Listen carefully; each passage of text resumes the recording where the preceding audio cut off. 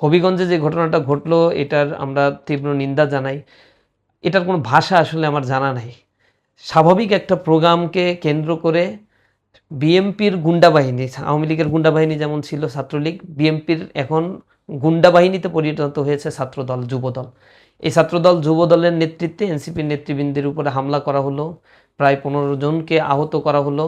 তাদেরকে থানায় যেতে যাতে না পারে সেই ক্ষেত্রে তারা সেই আওয়ামী ফ্যাসিবাদের মতো বালুর ট্রাক দিয়ে দিল, রাস্তা অবরোধ করলো, তাদের উপরে অতর্কিত হামলা করলো। সেখানে নাজমুল হাসান অনি, যে ছাত্রদলের সদস্য সচিব উপজেলার, সে অস্ত্র নিয়ে, লোহার রড নিয়ে নিরস্ত্র এনসিপির নেতাকর্মীদের উপর, ছাত্রশক্তির নেতাকর্মীদের উপর হামলা করলো। সেখানে যে দুর্ঘটনাটা ঘটলো, আলিফের একটা চোখ একেবারে চিরতরে পঙ্গু হয়ে গেল। এটা জুলাইয়ের পরবর্তী এমন ফ্যাসিজম আচরণ, ক্ষমতার মোহে মহাবিষ্ট হয়ে এমন সন্ত্রাসী আচরণগুলো একেবারে গ্রহণযোগ্য না।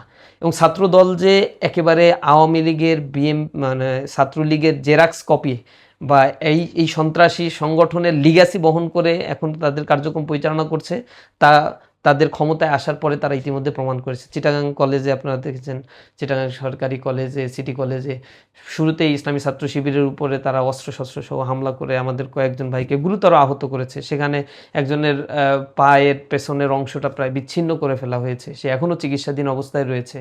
তাদের হাতে একাধিক ভাইয়েরা শাহাদাতের ঘটনা ঘটেছে। মাদক কারবারিকে কেন্দ্র করে শহীদ সাইফুল্লাহর হত্যাকাণ্ড গাইবান্ধায় ঘটল। তাদের আন্তকন্দলে সাধারণ মানুষ এবং নিজেদের কর্মীদের প্রায় 300-র অধিক মানুষকে তারা হত্যা করছে, পাথর মেরে তারা মানুষকে হত্যা করছে। তাদের ক্ষমতায় আসার পরে প্রায় 1000-এর উপরে মানুষ এখন পর্যন্ত নিহতের ঘটনা ঘটেছে। সব মিলে দেশটা খুব বেশি ভালো নেই এবং তারা ক্ষমতায় আসার পরে সব জায়গাগুলো লুটে পুটে খাওয়ার জন্য ব্যস্ত।